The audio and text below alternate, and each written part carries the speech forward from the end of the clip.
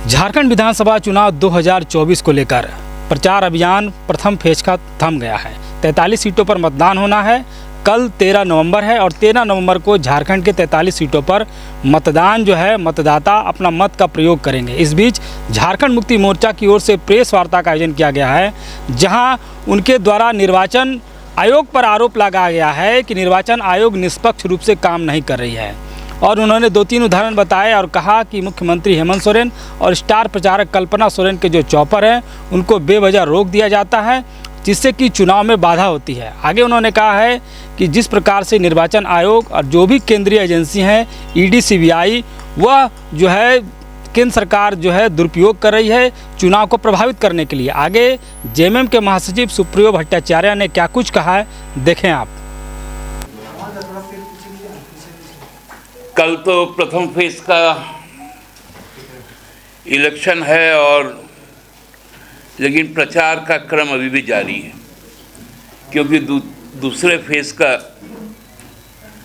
प्रचार चल रहा है, जिसमें आज भी भाजपा के कई नेताओं का झारखंड में आयात हुआ और हमारे नेतागण भी अपने घर में प्रचार करने के लिए जा रहे हैं। लेकिन निर्वाचन आयोग को बार बार बोलने के बावजूद भारत सरकार की जो संस्थानें हैं वो जिस प्रकार हमारे प्रचार को प्रभावित करने का कोशिश कर रहे हैं, हमें डिप्राइव कर रहे हैं। पिछले सप्ताह आपने देखा होगा कि हमारे मुख्यमंत्री को 1.5 घंटे उनको अपना जंगल के बीचों बीच बहुत घना जंगल का इलाके में उनको रोक के रखा गया, जो पूरी तरह से उग्रवाद प्रभावित है। और फिर कल कल्पना जी को 1 घंटा रोका गया एटीसी कलाईकुंडा के तरफ से। और आज तो हद हो गया, जब नियत समय पर लोग पहुंचे एयरपोर्ट अपने अपने चॉपर के पास, तो वहां की स्थिति देखकर लोग समझ ही नहीं पा रहे थे कि क्या होगा। हमारे दोनों चॉपर के बीच में एयरफोर्स का एक चॉपर को लैंड करवा दिया गया।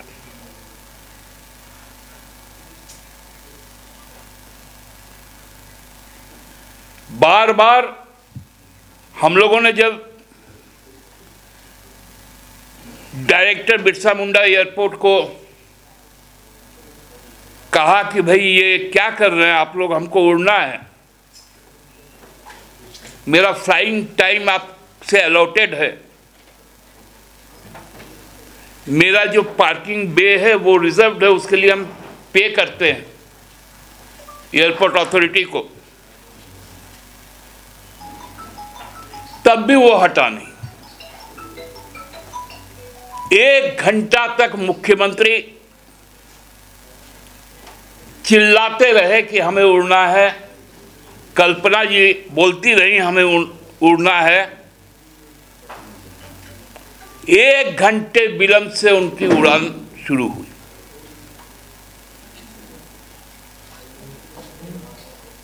एक तरफ राजीव कुमार जी जो मुख्य निर्वाचन आयुक्त शेरो शायरी करने के बाद छोड़ो कल की बातें, या हम कुछ तो लोग कहेंगे, लोगों का काम है कहना, हम तो लेवल प्लेइंग ग्राउंड देंगे। राजीव जी, ये है लेवल प्लेइंग ग्राउंड का अर्थ?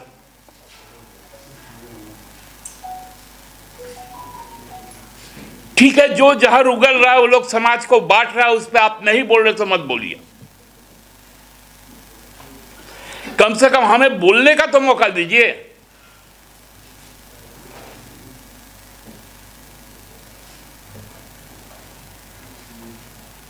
या तो फिर कैद कर लीजिए ना। हेमंत सोरेन जी को गिरफ्तार कर लीजिए कि आपको प्रचार नहीं करना है। कल्पना सोरेन जी को गिरफ्तार कर लीजिए। क्या आपको अपनी बात नहीं कहनी है?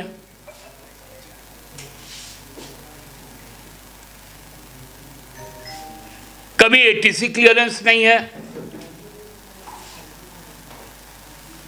कभी नो फ्लाइंग जोन है, कभी सिक्योरिटी रीजन है। कल कल्पना जी को लातेहार में फोन से संबोधित करना पड़ा।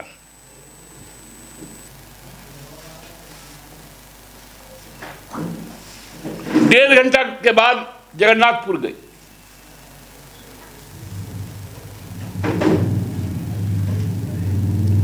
दो में से एक काम कर लीजिए, कल का वोटिंग भी मत करवाइए, दे दीजिए 43 सर्टिफिकेट उनको। बर्दाश्त की भी एक सीमा। मैं चुनाव आयोग को बहुत स्पष्ट कहता हूं, मजबूर मत कीजिए हम लोगों का सड़क पर उतरने के लिए। आप संवैधानिक संस्था है, आप अपना गरिमा बना के रखिए।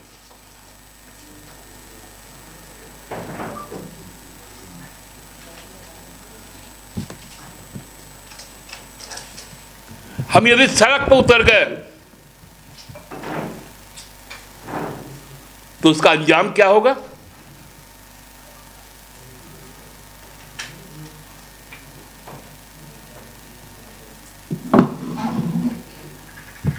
आप छावनी बना रहे, बनाइए,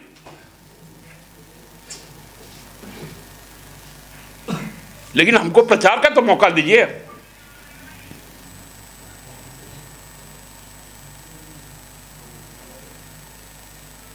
आप देख रहे किस तरह से यहां परसेप्शन बनाया जा रहा है।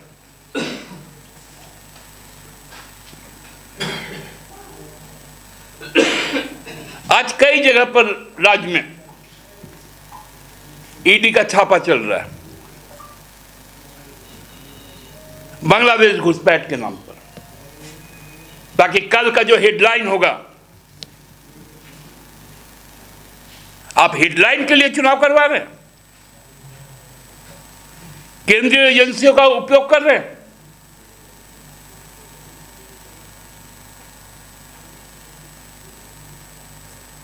यह चुनाव बहुत निर्णायक चुनाव है। लोगों ने मन बनाया हुआ है। झारखंडी अस्मिता के पर जो लगातार प्रहार हो रहा है, पहचान पर जो प्रहार हो रहा है, कल जब वोट होगा, मैं कल भी बोला था 43 में 38 सीट हम लोग जीतेंगे। पूरा कोल्हान शून्य हो जाएगा। पलामू शून्य हो जाएगा। और इसके बाद यदि उड़ान में बाधा आई तो फिर हम रुकेंगे नहीं। हमें संघर्ष करना आता है, हम संघर्ष किए हैं, संघर्ष कर रहे हैं और आगे भी संघर्ष करेंगे। इस बात का ध्यान जरूर चुनाव आयोग को रहना चाहिए। धन्यवाद।